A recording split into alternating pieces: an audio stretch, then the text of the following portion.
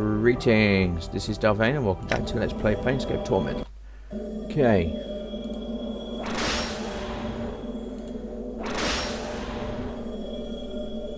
I'm gone.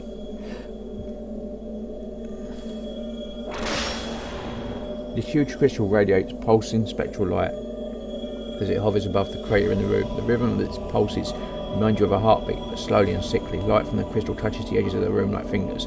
Each ray of light casting a glow on the ruined faces of the statues surrounding it. Touch the crystal. There is a moment of dizziness as you touch the crystal, and a slow chill passes through your body and you discover your muscles have locked, your hand frozen into the crystal surface. There is a moment of silence, then sharp pains splinter through your body like fractures.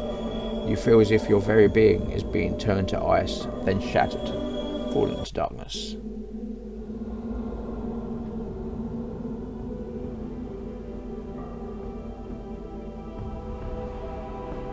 Good incarnation. He has awakened. Finally, I thought I would die again waiting for him to rise. Perhaps you will still die. Never forget I watch you thieves, you killers all three of you. Have a care how you speak to me, you deranged wreck. It was fortunate to reach here with all those traps you scattered throughout the plains. I swear, if I could have crossed the years to put you out of your misery, I would. The two of you, be silent. Let's make sure he is all right and save the arguments for later. Who are you all? By the hells, he's lost his memories. Damnation. He's useless to us now. Calm yourself. He's only disorientated, as were we all. Give him a moment to get his bearings. You're all thieves wearing my body, and you will give it back. I am at the limits of my patience with your howling. Be silent, or this arguing avails us nothing. Give him his space. Leave him be. Time is no longer in our favour.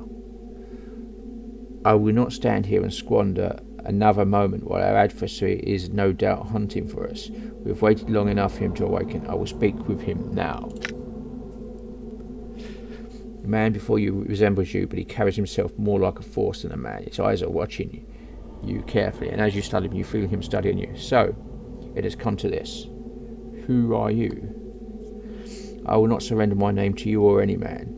The man's voice is rough like yours, leaving strangely in your ears. As for who I am, you should be asking yourself that. You are one of my incarnations. You made it here, with my clues to guide you. We are separate incarnations. How is that possible? The incarnation is silent for a moment, then his expression changes to contempt. If there is anything I have hated about you, it is your countless questions, your desperate fumbling for meaning and answers. Man's voice is like a hatchet, and anger flickers across his features. The time for questions is past. Now you will listen to me. I was the first to breach this fortress, and whatever it is that awaits us here was somehow able to defeat me. It will not best me a second time. You sound as if you intend to fight whatever it is that lurks here. The man gives you a strange look and tells you, of course, that's the only reason we're speaking now. I need you to be the shell, but your mind must be my mind. Do you understand me? You intend to possess me? Updated my journal. Yes. He glances around at the spiked walls, then turns back to face you. We cannot leave this place in pieces. Only one may leave. What are you talking about? You must surrender your will to me. Your knowledge and skills, whatever you've managed to accumulate in your life, may prove useful. He sizes you up. It will ultimately be a fraction of my power, but it might have its uses.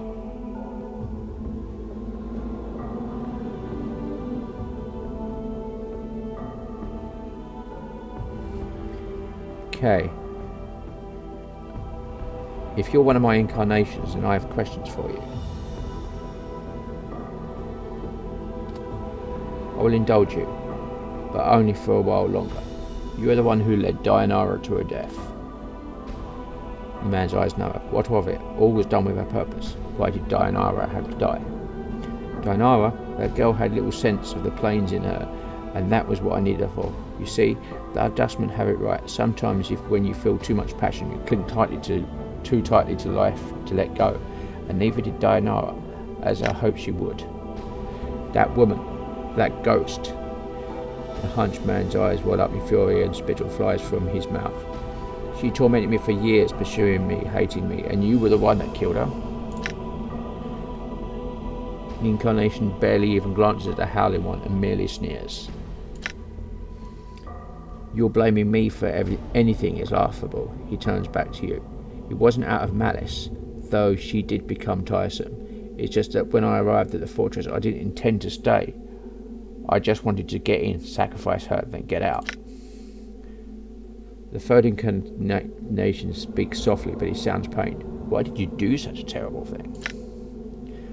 I needed someone to be my eyes here on the negative material plane, to serve as a scout to try and figure out who my killer was. Only the dead can survive here for long, so Dianara had to be sacrificed so she could become something other than she was. A tricky business, but it worked. She helped you, didn't she? You didn't have to kill her. He looks at you silently for a moment and his sneer returns. And that is why you will be defeated if you confront our killer. It's because you are weak, and you do not see that some things are necessary.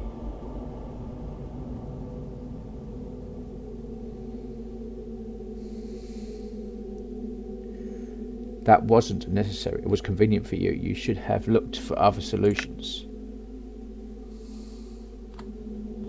You dare lecture me. Women have always walked our path with us, whether Dianara or Ravel or any other woman. And they have suffered. It was always their choice. Dianara would have died for me if I asked her to. There was no crime. Okay. I have heard enough. We shall speak more later.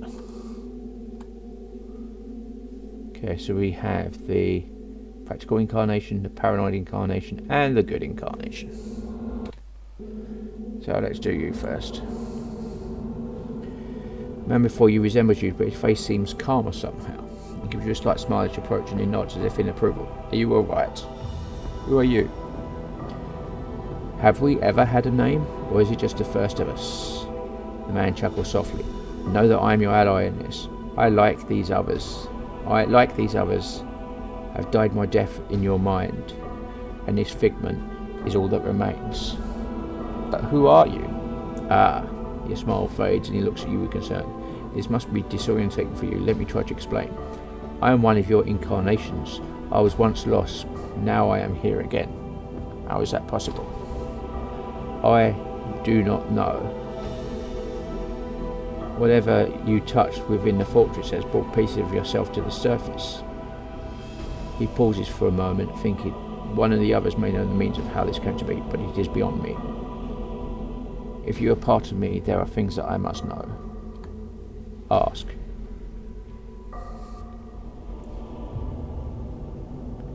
I have had countless lives. Why there are only 3 incarnations here? I do not know. Perhaps they are the 3 pieces that somehow are still present in your mind. Present? How? I do not know for sure, but I would guess that when we die, traces of the former personality may remain in your mind, and that somehow we may make ourselves felt. How? When you are about to place yourself in danger or close to a realization, for example, I found I could help prod you in the right direction. So you were the crawling sensation that I kept feeling in the back of my skull. Yes. I would be at a loss to describe how it felt to you, but it is possible, yes. There's something else I would know.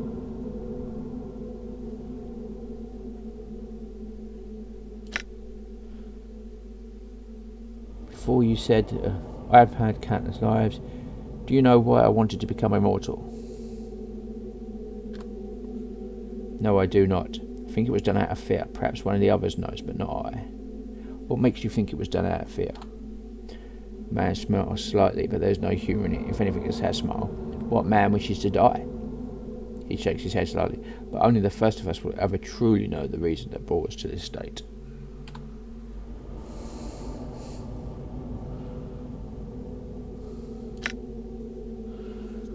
What was your life like? It was quiet and long and filled with much of the pain and the joys one would expect in life. I served as a cartographer for a time, and I walked the plains for several years. How did you die? In the end, as I travelled upon the fields of Bitopia, Several shadows took on life as I lay sleeping. I died as I felt their claws upon me. They are shades of all those that died in our place. He looks pained. Yes, I know. I know that now. One cannot be in his place of regrets and not feel their agony.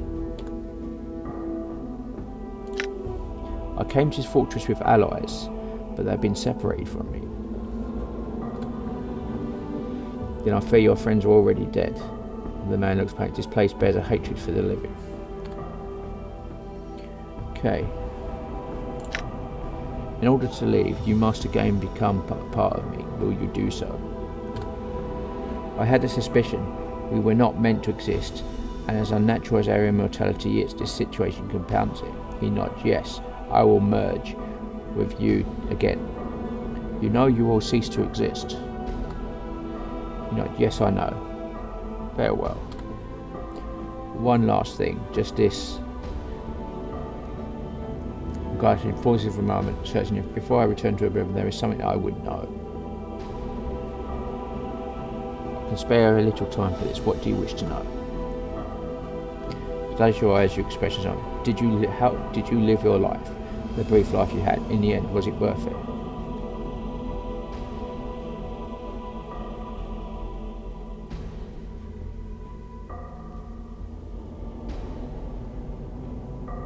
Okay.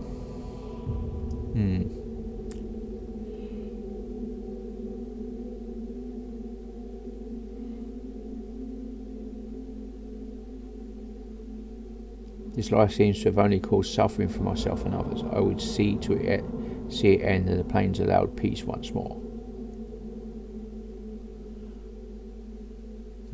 Yeah. It seems so short. What little experience I enjoyed, and I do not wish to forget it. Nods, and for a moment you think he is going to say something, but then he collapses, life running out of him and into yours. As he falls to the black stones, you feel a courtsing sensation in the back of your skull making you shiver, and you know the incarnation is no more. Farewell.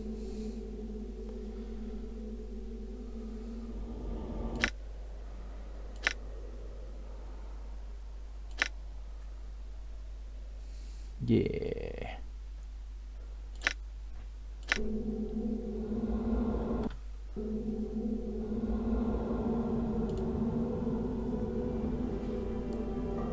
The incarnation fixes you with a stony gaze as you approach. It looks like you're sizing you up for weaknesses. If you are part of me, there are things I would know.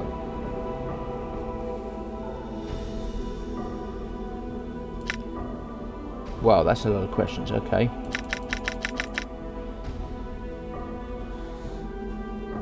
Are you the one who taught Ignis the art?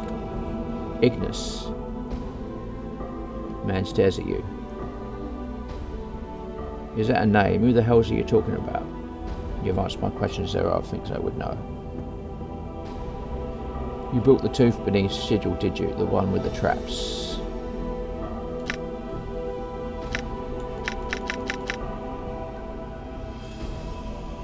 I'd almost forgotten. Yes, what a weight that was.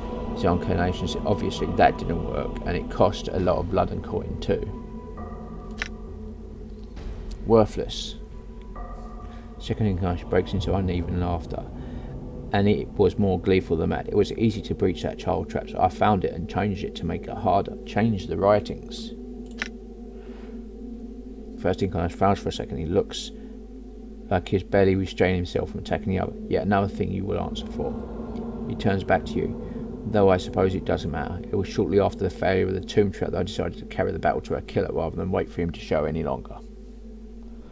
See, there are other things I would know.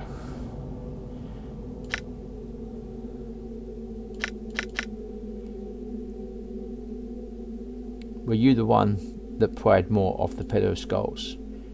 Is Morte still alive? The incarnation stares for a moment in disbelief, then starts laughing. Ha!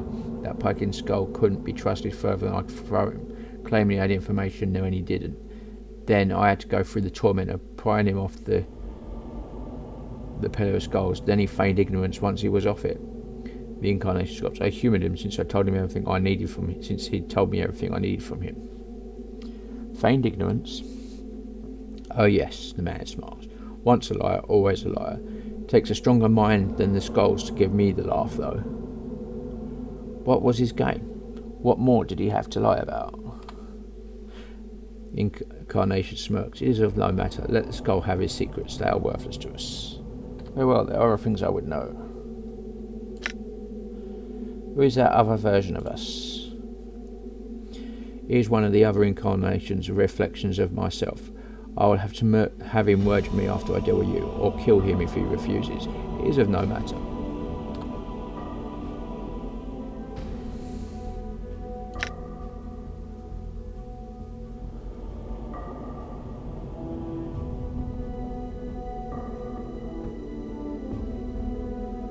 Are you responsible for the tattoos on my back?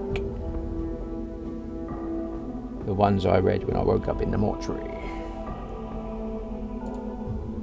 The directions. He nods irritated. Of course, I was responsible. I knew there was a chance that I might fail here and lose my memories. I wanted future incarnations to benefit from some guidance, so I had the directions stitched onto my back, since such things, like journals, snarls if angry at itself, tend to be lost so easily.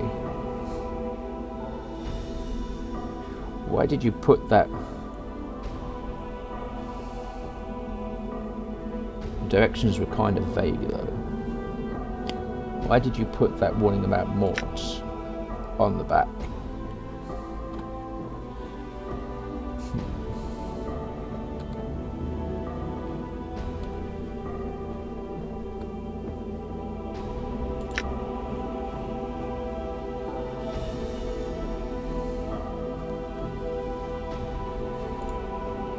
The directions were kind of vague, though. Are you a fool? The incarnation looks as aspect the directions needed to be vague. We couldn't spell out exactly what was happening to us, so I left a signpost.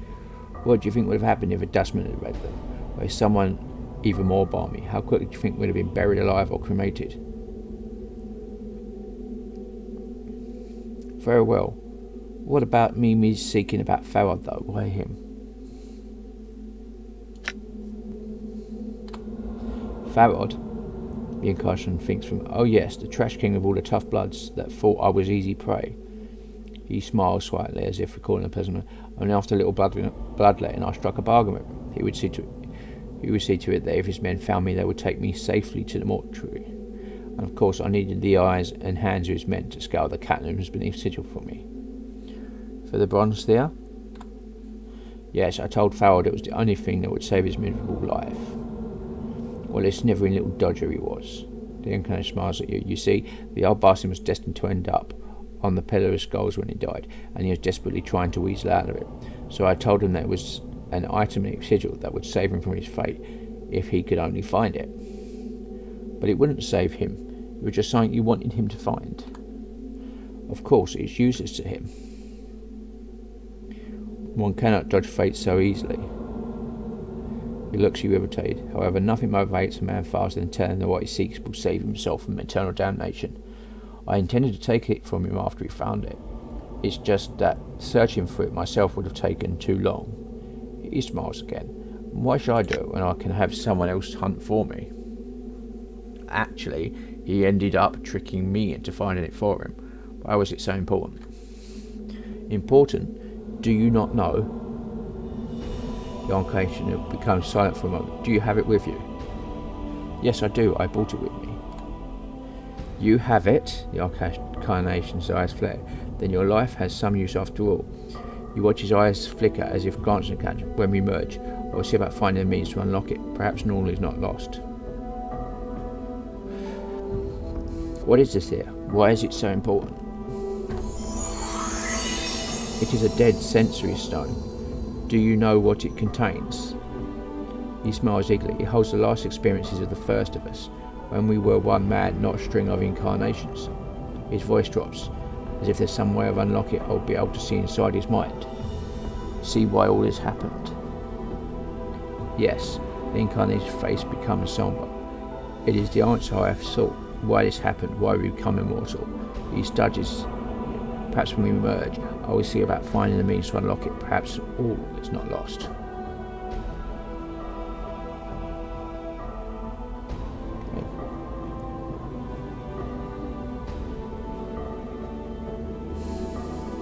I see, but there are other things we know. Okay. Truth, I intend to merge with you. So be it then. His eyes become grey like mist, and he gives a slight smile as if in anticipation. We shall see what your mind has in store. You lock gazes with him. His eyes are like stones, and they start to drag you down. Lock gazes with him. Try and force him to merge with you. As you swim in the corridors of his mind, the first emotion you encounter is surprise, and then his eyes widen. It is not absorbing you. Your will is stronger, and it is consuming him. You feel like desperately trying to pull back, but he cannot. He is too weak, and your will blocks his retreat while drawing him deeper into your subconscious. This is the last time we shall ever speak. Return to death where you belong. You feel he looks incredulous for a moment, then he disintegrates, and you feel a rush of knowledge pouring through you, fighting to the surface. It's almost too much to absorb at once, and you find yourself disorientated. So much knowledge, so many experiences, that... And as quickly as it occurred, the rush subsides, and you steady yourself. The bits of knowledge swirl about in your mind, and you will make sense of them later. For now, only one piece of knowledge is important. That the Archangel did not know how to leave this place. He lied to trick you into surrendering. Damn it. I feel stronger.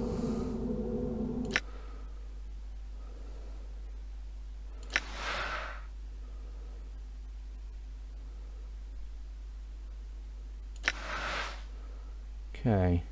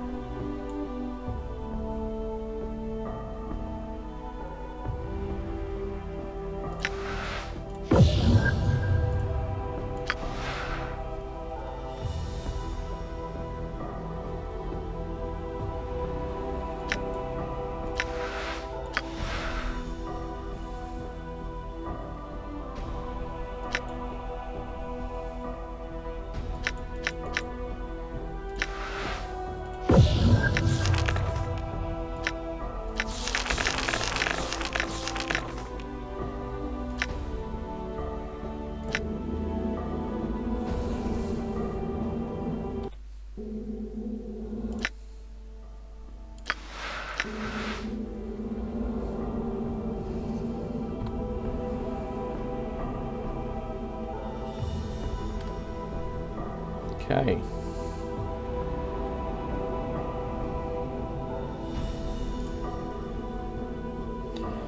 The man before you resembles you, but his back is hunched. He is perpetually afraid of being struck. He's watching you warily, and he hisses as you approach, his hands clenching as if he was wanting to strangle you. His arms are horribly gnarled and scarred, as if he had been dunked in a stream of acid, and his left arm looks like it is holding on by a thread, literally.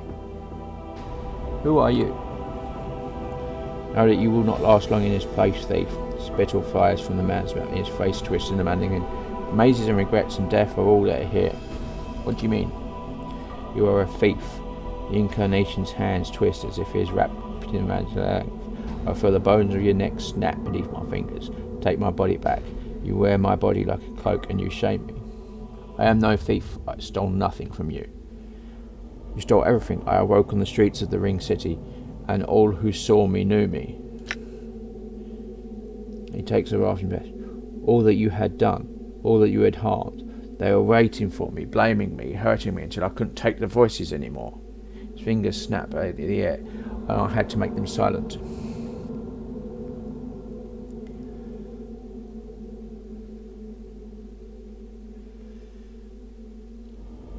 You were the one who left the trap in the sensory stone for me, weren't you? And the dodecahedron journal with all the traps? He fixes you with a wary eye. Seems just looking as if looking at you is making him uncomfortable. The sensory stone trap, you're the one who left it for me, weren't you? Yes. He smiles low and evil. Simple trap for someone who can't die. Mind trap. It was simple to escape, actually. The simple smile freezes on the incarnation's face. You lie. No, it was pathetically easy. I was able to escape it with no effort. Lying thief. Blazed light, and you watch. He clutches his left arm, then pulls the stitching at the shoulder, tearing off, unraveling. What the? Done.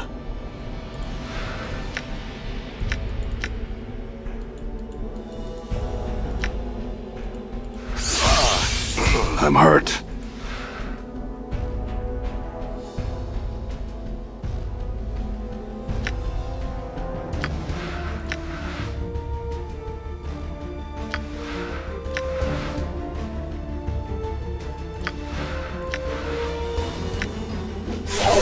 Gone. Damn.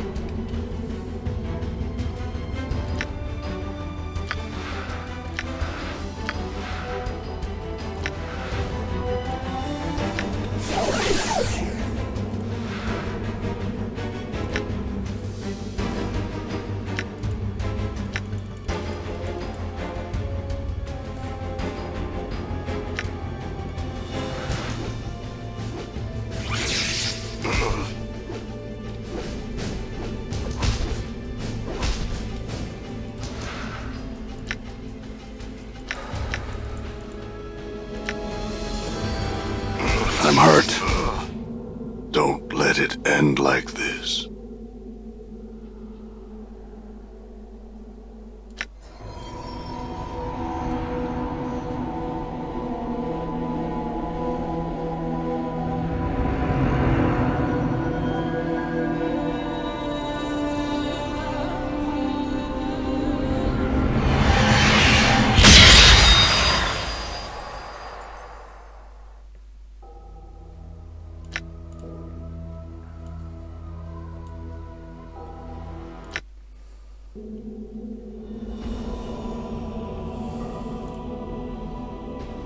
Okay, so don't goad him.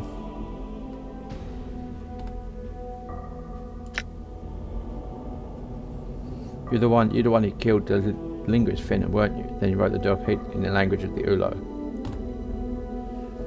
Fixes you. He seems just looking at you, making you uncomfortable.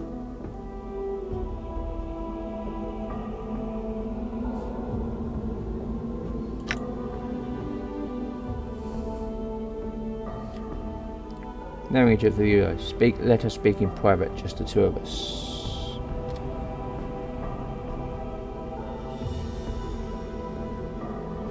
As you speak the language of the Ulo, the incarnation's eyes widen and stares at you. After a moment, silently he replies in the same language. Only I know the language of the Ulo. How do you know it? You're correct. If you are the only one who knows the language of the Ulo. So if I know the language of the Ulo, I must be you.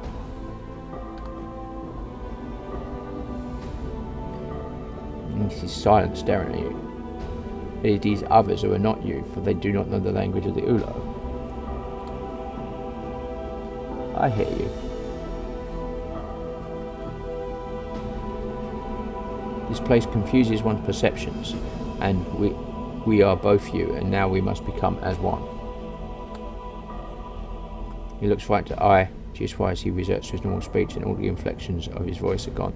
His calm level, much like I no longer wish to live like this.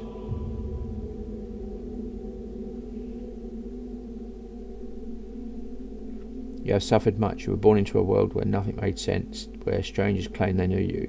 They blamed you for things you knew nothing of, and they tried to hurt you. He looks at you and watches you, and it loses its mad gleam. Its eyes become more like your own. Yes, I will protect you now. You will know peace. For that is all you ever wanted, wasn't it? The incarnation relaxes at your words, his eyes dimming as he glazes gazes with you. There is the faintest of whispers, and it falls to the black stones. With his collapse, you feel a crawling sensation at the back of your skull. And there is a flood of memories and strength and emotions, and you steady yourself, dizzying for a moment, then your vision clears, and you feel for yourself once more. Farewell.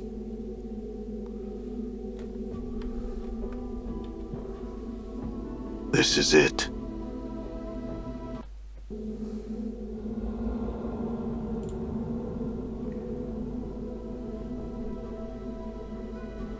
For you is the ghostly form of Dianara. Her spectral ground has stirred even by some ethereal breeze.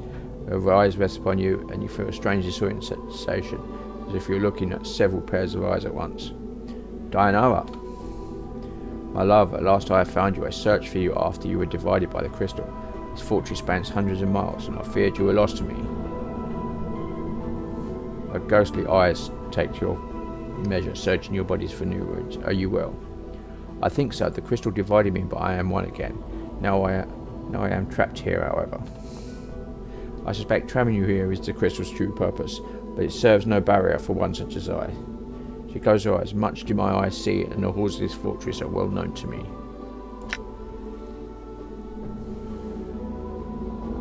If you are trapped here, my love, I will see to it you are set free. Where is it you wish to go? I wish to speak for you for a moment and tell you how you died and why.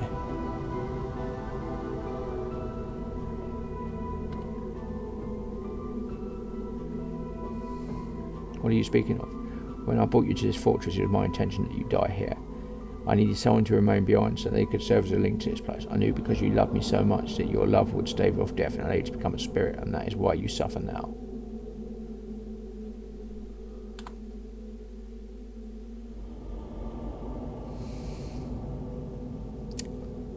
I'm sorry, Dianara. Do you love me? If you say yes, that I love, then nothing that has happened matters. Though I did not know you at first, I have come to love you. Your suffering has become mine, and I have found that I will do what I can to help you. Then I will aid you, my love. Tell me how I can help you, and I shall do it. I am trapped here. Can you help me escape? Okay.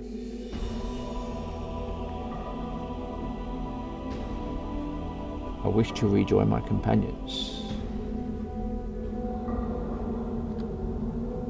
As you wish, my love. Touch my hand, and the walls of the fortress shall be no more.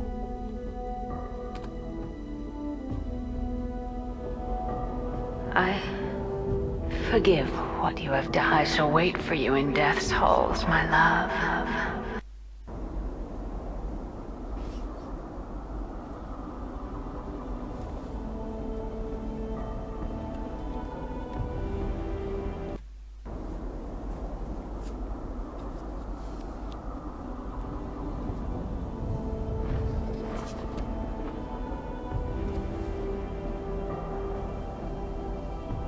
Okay.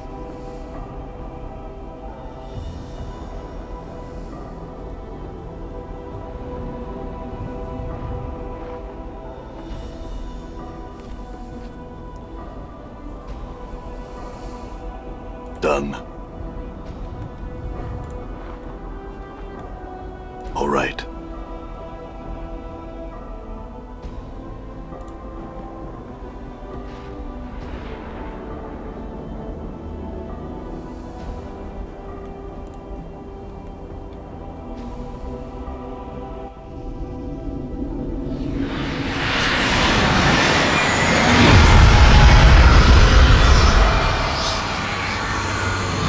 So you have come. Then you shall die again.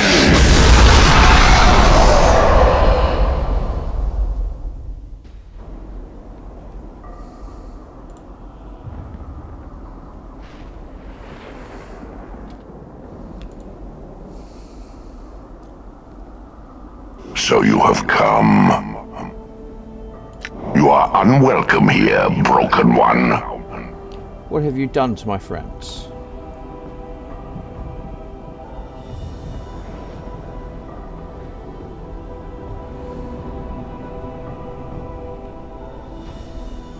Are they dead? Yes. Unlike you, they have but one life, and they wasted it for your sake.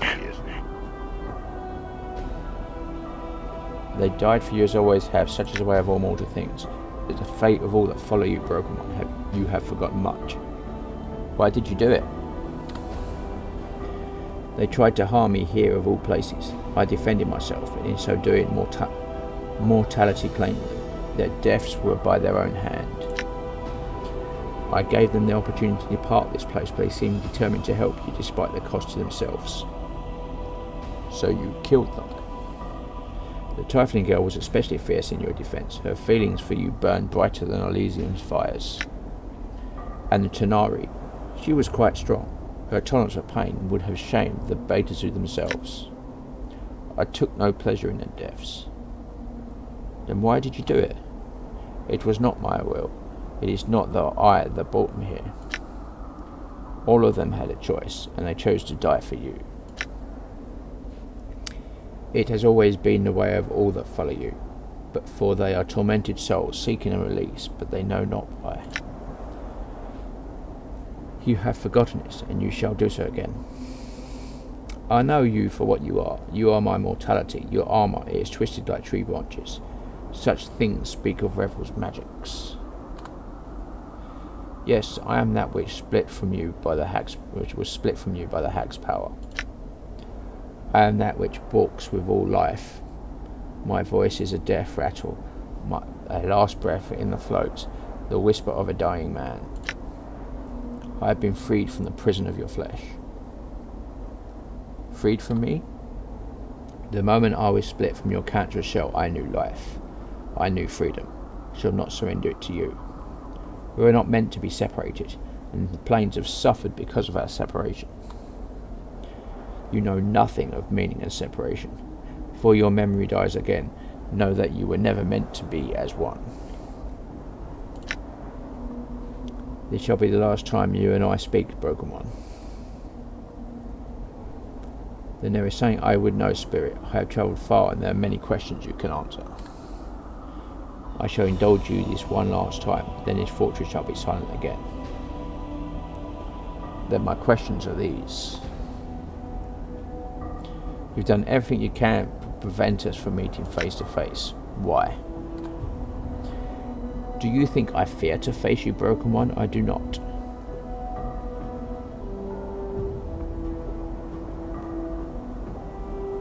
An iron golem forged from the weapons war told me this once. When one kills from a distance and does not show himself, it speaks of weakness. It is how a coward fights.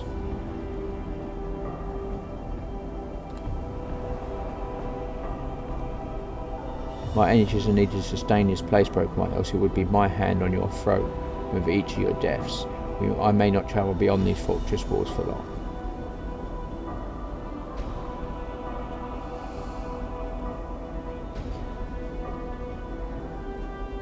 I don't believe you. I think you're afraid to confront me, or else you are lying to me and there is another reason you remain here. You know nothing. Why is sustaining this place so important for you? If you are as truly powerful as you say, then why would you want to remain here? There is nothing here. It is my fortress, it is my home.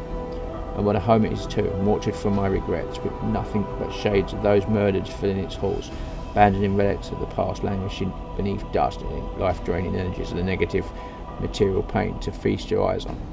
There are words for places like that. They are called prisons. Every word betrays your ignorance, broken one. The fortress is silent. All that come here dies before intruding into my presence, and the shadows are quiet creatures. I think you have to remain here, along with the shadows and the ghosts, because that's what you've become. I don't think you sustain this place at all. I think it sustains you.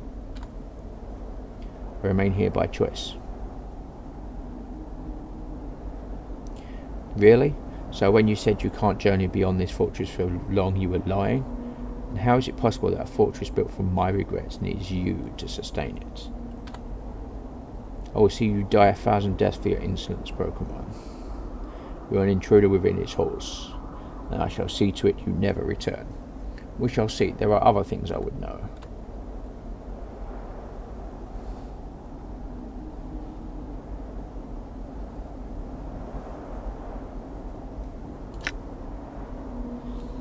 Okay, I may be immortal, but Ravel told me the ritual was flawed. Whenever I die, I lose a fraction of my mind. After minutes, I lose the ability to even think for myself.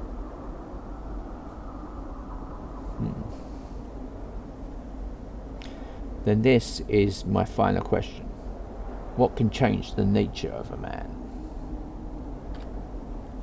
The question is meaningless. Nevertheless, before there is an ending between us, I will hear your answer.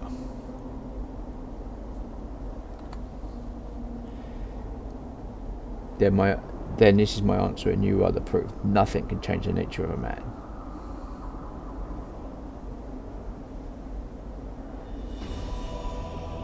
If there's anything I have learned in my travels across the plains, it is that many things may change the nature of a man. Whether regret or love or revenge or fear, whatever you believe can change the nature of a man can. You learned a false lesson, Broken One. Have I? I've seen belief move cities, make men stave off death, and turn an evil hag's heart half circle. This entire fortress has been constructed from belief. Belief damned a woman whose heart clung to the hope that another loved her when he did not. Once, it made a man seek immortality and achieve it, and it has made a posturing spirit think that he is something more than a part of me. Your defiance will hurt you more than any wound in this place. Belief cannot change the nature of a man. I think it can. I think belief can unmake me, if I believed it enough. You do not possess the force of will for such a thing. So you admit that it is possible. Do not try my patience, Broken One. Focus your will inwards, center yourself. You are a fool to think you can achieve such a thing. You can barely keep your own tattering mind intact. There is nowhere left for you to fall, Broken One. Stop, you know not what you do. I know what I do. You have tormented me enough, and now it ends. If you do this thing, we shall both be undone. There is no one fate here. You destroy us both. As I see it, I have two choices. Either I kill us both, or I let you kill me again and again, losing what few pieces of my mind I have left. I think I'd prefer we both die, unless you have a third solution. There is no other resolution to this matter. I think there is. We can become one again, as we were meant. You know not what you would do. If you were united, then it would be an ending. There'll be no more future for us. We should go on to future torments. It is better that happen than the multiverse continues to suffer because of us. If we become one, we shall suffer. There is too much of the nature of the first one in us for us to all to be saved. We shall be damned. You know not what you do. No, I know very well what I do, and I think this is the only answer. Prepare yourself. Know that I have always hated you, Broken One. When we are one, I will continue to hate you. When your shell dies at last, know that I shall take pleasure in your death. I can live with that, and so can the plains. Though that my hatred for you will unmake the plains. Prepare yourself. We shall be as one again, to your last moments of life. Before you do, what are my friends? Is it possible to save them? I am mortality itself. The nature of life and death is something I know well. When we are one, my knowing shall be yours. Farewell, I'm ready to become mortal again.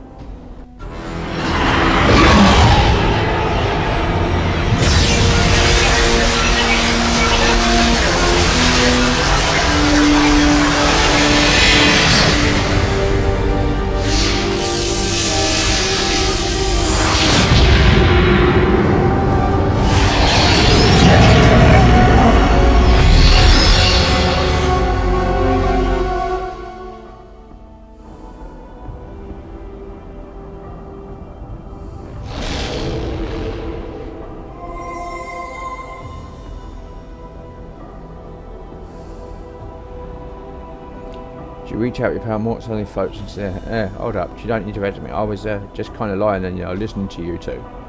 You were feigning death? Well, yeah. I mean, I'm already dead, and, Chief, what happened to your voice? I am something else now. Time runs soon time and fate will catch up with me. I will return you to Sigil Morte if you wish it. What? Return me? What about you? Come on, Chief. I may be a coward, but there's no way I'm leaving you in this place. Many were the crimes that were committed when my mortality and I split. These crimes carry a price. You may not go where I will soon be. Well, I could go with you anyway, Chief, if you wanted me to. I mean, we've been through worse. Not this time. Perhaps one day you and I will meet again on another plane, but not now. Not to get all misty-eyed, but, it's been a pleasure, Chief. Farewell, Morte.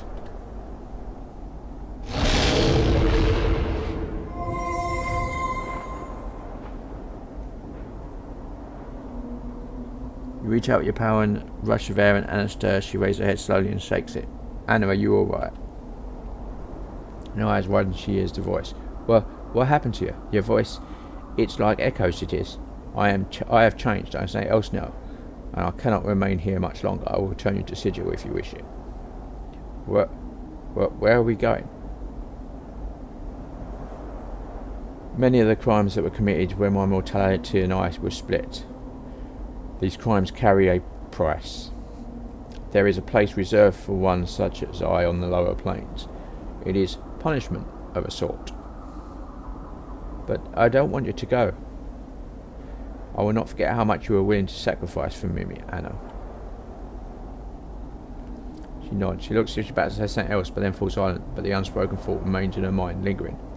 I do not need your words to know your heart, Anna. Farewell.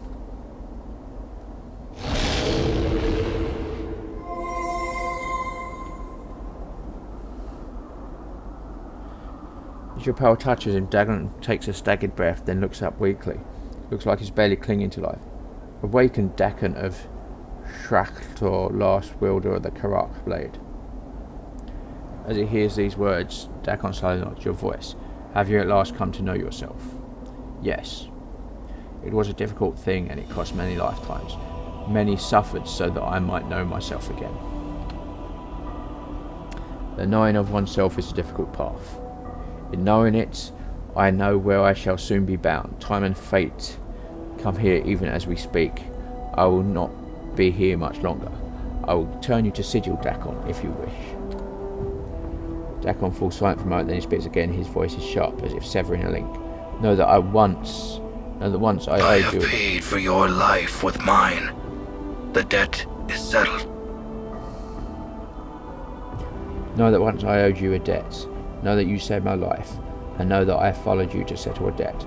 I have paid for your life with mine. The debt is settled. Farewell, Dagon. Our two deaths were as one. You will leave this place with your freedom.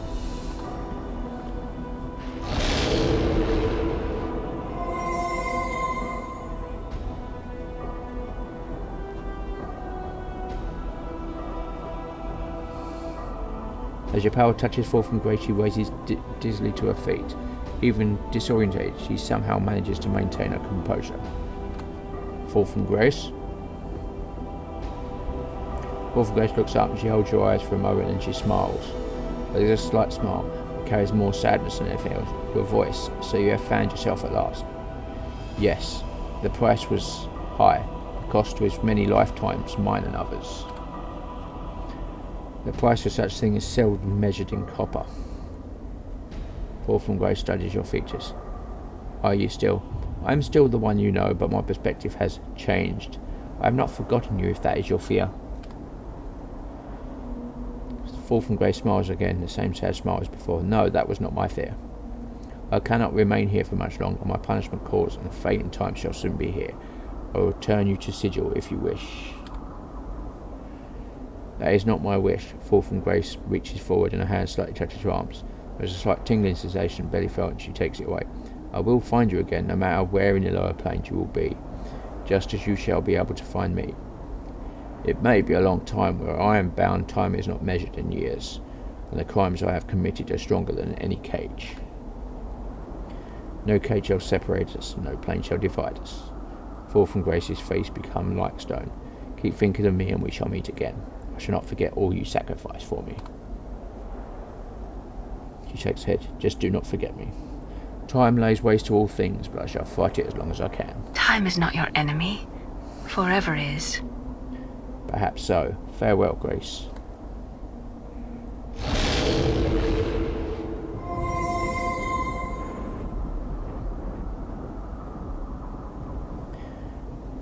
Reach out your power, shaping the soul into Nordrum's shape, and suddenly you feel it slip back to the Nordrum's body. There is a shell off from Nordrum's frame and he springs to his feet. Nordrum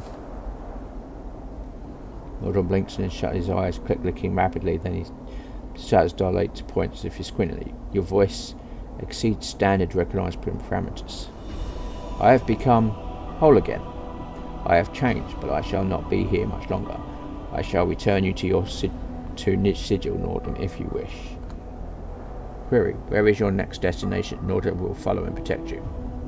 I have committed many crimes across many lifetimes. I go now to a place of punishment. You cannot come with me. Branch and Query: do you not require, or do you not want presence of Nordrum? You cannot follow Nordrum. It is not my choice. There are other powers that now rule my actions. They always did, but now they know me for what I am, and they come even as we speak. Nordrum clicks for a moment, then his crossbows begin clicking and twanging in his hands. Nordrum surrenders gratitude. You help Nordrum find his indemnity. As you help me find mine, I give you your freedom, Nordrum. Explore, learn, grow. We may meet again on another plane in a time far from now. Response heard and acknowledged. Nordrum is now awaiting said day. Hold on to your logic, Nordrum. You will find it a greater shield than most of the passions that rule the planes. The issue no longer equals total logic. Farewell, Nordrum.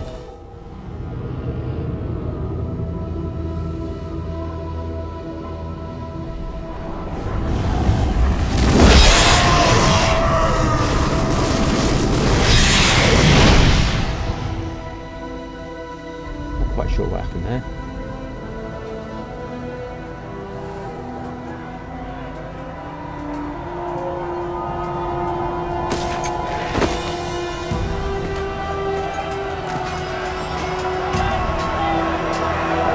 I'm guessing he's got sent to the lower planes to fight in the Baldur.